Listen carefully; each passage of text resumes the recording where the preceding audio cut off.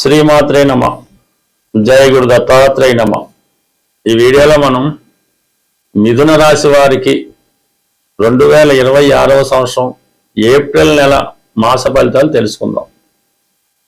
మిథున రాశి వారికి ఈ నెల 19వ తారీఖు వరకు కూడా ఒక అద్భుతమైనటువంటి యోగం ఏర్పడింది. అంటే ప్రధానంగా శుక్రుడు 11వ స్థాన సంచారం జరుగుతుంది ఏప్రిల్ 19 వరకు. శుక్రుడు మిథున రాశి వారికి పంచమ వ్యయాధిపతిగా అత్యంత శుభగ్రహం లాభస్థానంలో ఉండడం వల్ల మీ మనసులో ఏదైతే కోరికలు ఉన్నాయో, మీలో ఏదైతే టాలెంట్ ఉందో దానికి తగిన గుర్తింపు రావడం జరుగుతూ ఉంటుంది. ఎంతో కాలంగా మీ సంతానం కొరకు మీరు ఏదైతే చేద్దాం అనుకుంటున్నారో అది ఈ సమయంలో నెరవేరే అవకాశం ఉన్నది. అలాగే కొంతవరకు ఏంటంటే మీ యొక్క టాలెంట్ ఆధారంగా ధనం సంపాదించాలనే మీ ఆశయం కూడా నెరవేరుతూ ఉంటుంది. ఇది స్త్రీలకి చాలా అనుకూలంగా ఉంటుంది. అంటే మగవారికి కూడా కొంతవరకు అనుకూలంగా ఉంటుంది. బట్ స్త్రీలకి శుక్రుడు బాగా సహకరిస్తూ ఉంటాడు. వాళ్ళు సినిమా రంగంలో ఉన్నా ఏ రంగంలో ఉన్నా సరే వాళ్ళకి అనుకూలత ఏర్పడుతుంది. వాళ్ళు తల్లిగారి దగ్గర నుంచి కానీ తోడబుట్టిన వారి సిస్టర్స్ ఎవరన్నా ఉంటే వారి నుంచి సహకారం రావడం జపిస్తూ ఉంటుంది. ఏదైనా మీలో ఉన్నటువంటి ప్రతిభకు తగిన గుర్తింపు ఈ మిథున రాశిలో ఉన్నటువంటి స్త్రీలకు లభిస్తూ ఉంటుంది. మగవారికి ప్రేమ వ్యవహారాలు చాలా వరకు సక్సెస్ అవుతాయి. ఒక నూతన వారితో అంటే కొత్తగా స్త్రీలతో పరిచయం ఏర్పడే అవకాశం ఉంది. అంటే మీరు ఏ రంగంలో ఉన్నా ఆ రంగంలో ఉన్నటువంటి స్త్రీలు మీకు సహకరించడం కానీ వాళ్ళు మీకు చేదోడు వాదోడుగా ఉంటూ మీ అభివృద్ధి కూడా కారణం అవుతూ ఉంటారు. అంటే ఇవన్నీ కూడా పొందడానికి ప్రధాన కారణం ఏంటంటే రాశి అందే గురుగ్రహ సంచారం. ఏదైనా ఒక రాశిలో ఒక శుభగ్రహం సంచరిస్తుంటే మిగతా శుభగ్రహాలు కూడా అవి 11లోకి వచ్చినా 9లోకి వచ్చినా 5లోకి వచ్చినా వాటి యొక్క మంచి ఫలితాలు జాతకుడు పొందగలుగుతూ ఉంటాడు. ఆ ఇచ్చిన ఫలితాన్ని జాతకుడు సంపూర్ణంగా పొందడం అనుభవించడం కూడా జరుగుతూ ఉంటుంది. అదే పాపగ్రహం మరి రాశిలో సంచరిస్తున్నప్పుడు మరి 9లోకి గ్రహం వచ్చినా 11లోకి వచ్చినా ఎక్కడికి వచ్చినా కూడా ఆ ఫలితాలు జాతకుడు పొందలేకపోతుంటాడు. పైకొచ్చు కొన్ని ఇబ్బందులు కూడా ఎదుర్కోవడం జరుగుతూ ఉంటుంది. అటువంటి మిథున రాశి వారికి ఇంచుమించుగా ఈ నెలంతా కూడా రాశి అందే శుభగ్రహమైనటువంటి గురువు యొక్క సంచారం చాలా వరకు గురువు కూడా తన సొంత నక్షత్రం మీద ప్రయాణిస్తూ అత్యంత బలవంతుడై ఉన్నాడు. ఆ కారణం వల్ల శుక్రుడు ఇచ్చే మంచి ఫలితాలు మీకు ఈ నెల 19వ తారీఖు వరకు కంప్లీట్ గా రావడం జరుగుతూ ఉంటుంది. అది ఆర్థిక పరంగా బాగుంటుంది, స్త్రీల నుంచి సహకారం వస్తుంది, మీలో ఉన్నటువంటి టాలెంట్ కి గుర్తింపు రావడం జరుగుతుంది, కొన్ని కొత్త పరిచయాలు కూడా మీకు ఏర్పడడం జరుగుతూ ఉంటుంది. ఇక 19వ తారీఖు తర్వాత శుక్రుడు 12వ స్థానంలోకి రావడం జరుగుతాడు. అప్పుడు మీరు స్త్రీల కొరకు కొంత ధనాన్ని ఖర్చు పెడతారు. కుటుంబ అవసరాలకు చాలా విలువైనటువంటి వస్తువులనేది కొనడం జరుగుతూ ఉంటుంది. మీరు కూడా ఏదైనా ఒక విలాసయాత్ర కానీ వినోదయాత్ర కానీ వెళ్ళడం జరుగుతూ ఉంటుంది. ఇక ప్రధానంగా ఈ విధంగా ఉంటే రవి తృతీయాధిపతిగా ఉన్నటువంటి రవి ఏప్రిల్ 14వ తారీఖు వరకు దశమ స్థాన సంచారం. దాంతో పాటుగా శని భగవానుడు కూడా అదే స్థానంలో సంచరించడం వల్ల జాతకుడు వృత్తిపరమైనటువంటి మార్పులు రావడం జరుగుతూ ఉంటుంది. సడన్ గా ఉద్యోగంలో ట్రాన్స్ఫర్లు కానీ ఉద్యోగంలో మారడం కానీ కొంతవరకు ఉద్యోగంలో కొన్ని అనుకోని చేంజెస్ రావడం జరుగుతూ ఉంటుంది. ఇంచుమించుగా మీకు దశమ స్థానంలో రవి దిగ్బలుడై ఉండడం వల్ల శనితో కలిసి ఉండడం వల్ల పని ఒత్తిడి ఎక్కువ ఉంటుంది. మీ కింద పనిచేసేవారు మీకు సహకరించినప్పటికీ కూడా మీరు ఏదో ఒక అధికారం వల్ల యాజమాన్యం వల్ల ఇబ్బంది పడడం కూడా జరుగుతుంటుంది. అయితే ఫైనల్ గా మీరే సక్సెస్ అవ్వడం జరుగుతుంటుంది. ఎందుకంటే దశమ స్థానంలో కుజగ్రహం సంచరించడం జరుగుతుంది. ఎప్పుడు ఇంచుమించుగా ఈ నెల 2వ తారీఖు నుంచి మే 10వ తారీఖు వరకు దశమ స్థానంలో ఈ కుజుడు రవి దిగ్బలుడై ఉండడం వల్ల అత్యంత బలవంతుడై వృత్తిలో మీరు చాలా నైపుణ్యాన్ని ప్రదర్శిస్తూ ఉంటారు.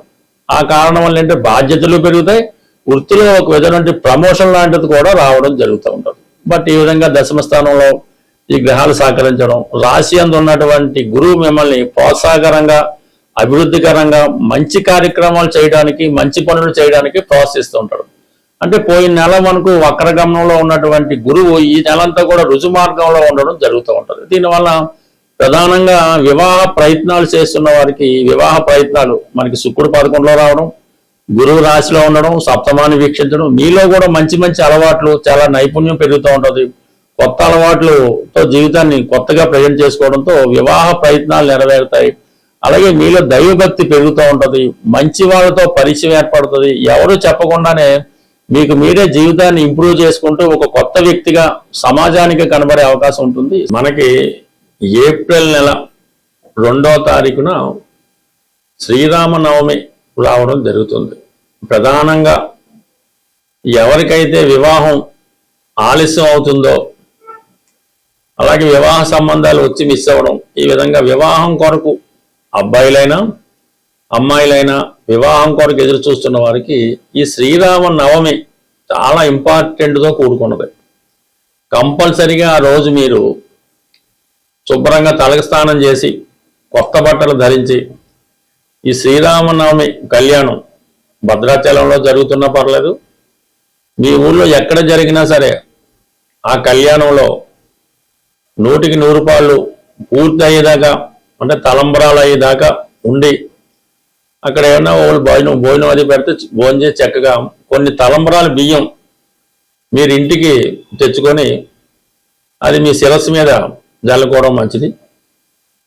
వీలున్నవారు భద్రాచలంలో కూడా మనకి ఈ తలంబరాల బియ్యం ఇవ్వడం జరుగుతుంటుంది. అది ఎవరన్నా తేగలిగితే, అది పెద్దవాళ్ళు ఎవరైనా మీ పిల్లలకి వివాహం జరగవలసి ఉంటే వాళ్ళకి ఆశీర్వదిస్తూ ఆ తలంబరాల బియ్యం వాళ్ళ తల మీద పెట్టడం వల్ల 100కి 100 రూపాయలు వివాహం అన్నది నిశ్చయం అవడం జరుగుతుంటుంది. కాబట్టి వీలున్న వాళ్ళు ఈ శ్రీరామనవమి వేడుకల్లో పాల్గొనడం, ఇంకా ఓపిక ఉన్న వాళ్ళు తల్లిదండ్రులు కూడా పిల్లలకి వివాహం జరగడం లేదు అనుకున్న వాళ్ళు ఒకసారి శ్రీరామనవమి పీటల మీద కూర్చొని ఆ రాముల వారి కళ్యాణం మీ చేతుల మీదుగా జరిపించడం వల్ల తొందరలోనే మీరు మరొక వివాహం మీ పిల్లవాడికి అమ్మాయికో చేసే భాగ్యం అన్నది ఆ భగవంతుడు మీకు కల్పించే అవకాశం ఉన్నది.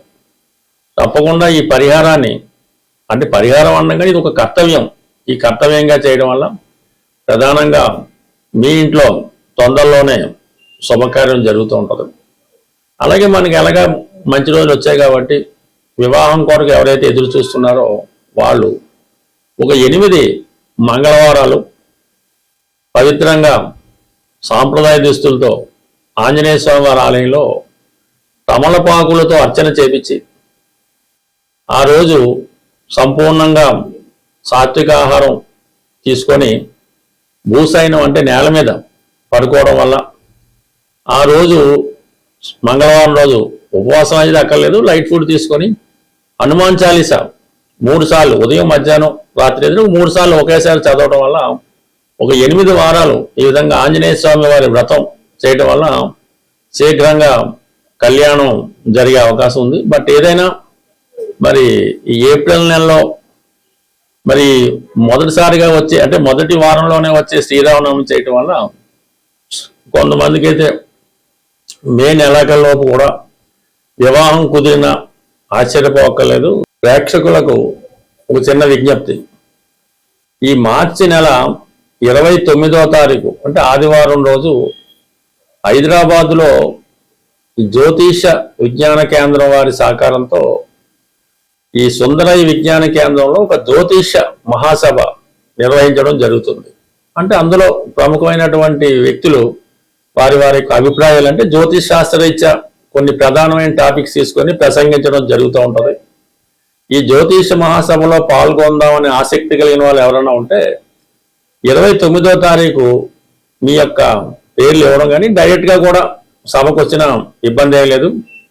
అయితే మరి ఆ సభకి ఎటువంటి ప్రవేశ రుసుము ఉండదు, భోజన సౌకర్యం మిగతా సౌకర్యాలు కూడా ఈ సంస్థ వారే మీకు ఉచితంగా ఏర్పాటు చేయడం జరుగుతుంది. కాబట్టి ఆసక్తి ఉన్నవాళ్ళు ఈ 29వ తారీఖు జరిగే మహాసభకు హాజరవుతూ ఉన్నవాళ్ళు కంపల్సరీగా వాళ్ళ నేమ్ ఒకటి రిజిస్టర్ చేసుకుంటే ఏర్పాట్లు చేసుకోవడానికి అనుకూలంగా ఉంటుంది. కాబట్టి కొంతవరకు సహకరిస్తారని ఆశిస్తూ స్వస్తి. ప్రేక్షకులకు ఒక చిన్న విజ్ఞప్తి, ఈ మార్చి నెల 29వ తారీఖు అంటే ఆదివారం రోజు హైదరాబాదులో జ్యోతిష విజ్ఞాన కేంద్రం వారి సహకారంతో ఈ సుందరయ్య విజ్ఞాన కేంద్రంలో ఒక జ్యోతిష మహాసభ నిర్వహించడం జరుగుతుంది.